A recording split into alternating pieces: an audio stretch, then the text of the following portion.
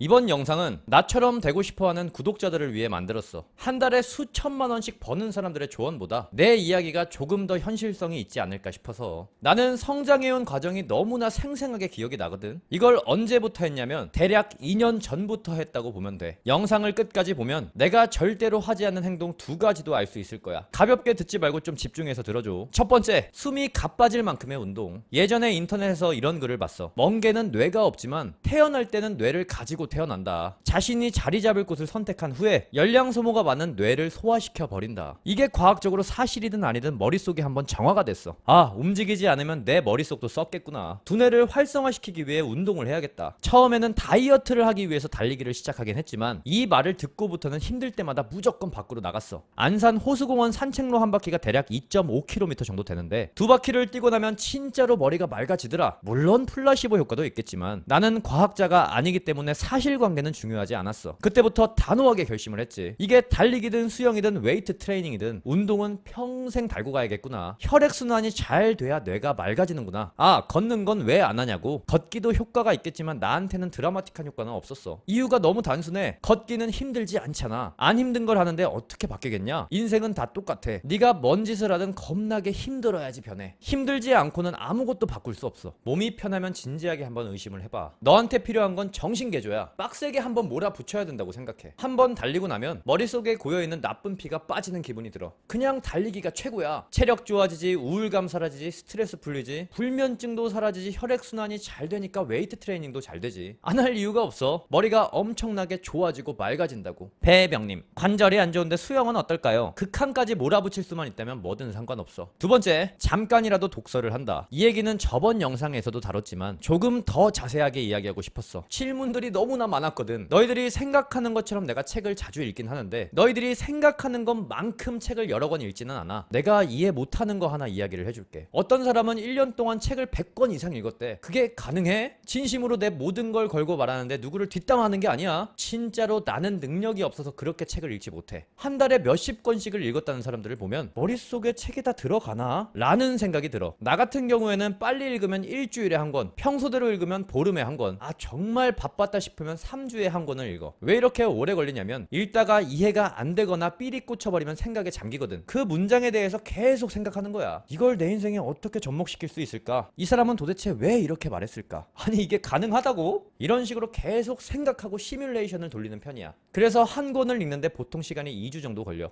읽으면서 밑줄을 쳐놓고 다 읽고 나서 반드시 정리를 한번 해. 내 사무실에 오는 사람들은 어떻게 정리했는지 보여줄게. 그리고 책을 오랫동안 읽는 이유가 하나 더 있어. 나는 책을 쓴 사람보다 멍청하기 때문이야. 모르는 걸 배우는데 금방금방 배울 수 있을 리가 없잖아. 뇌에는 용량이라는 게 있는데 어떻게 한 번에 다 집어넣겠니? 책을 여러 권 읽어도 바뀌지 않는 사람들은 다시 한번 생각해봐. 책을 흡수하는 게 아니라 책을 읽는다는 행위 자체에만 빠져있는 건 아닌지. 교과서를 봐봐. 얇은 책인데도 우리는 몇 달에 걸쳐서 수업을 받고 있어. 근데 책은 몇 시간 만에 다 읽는다고?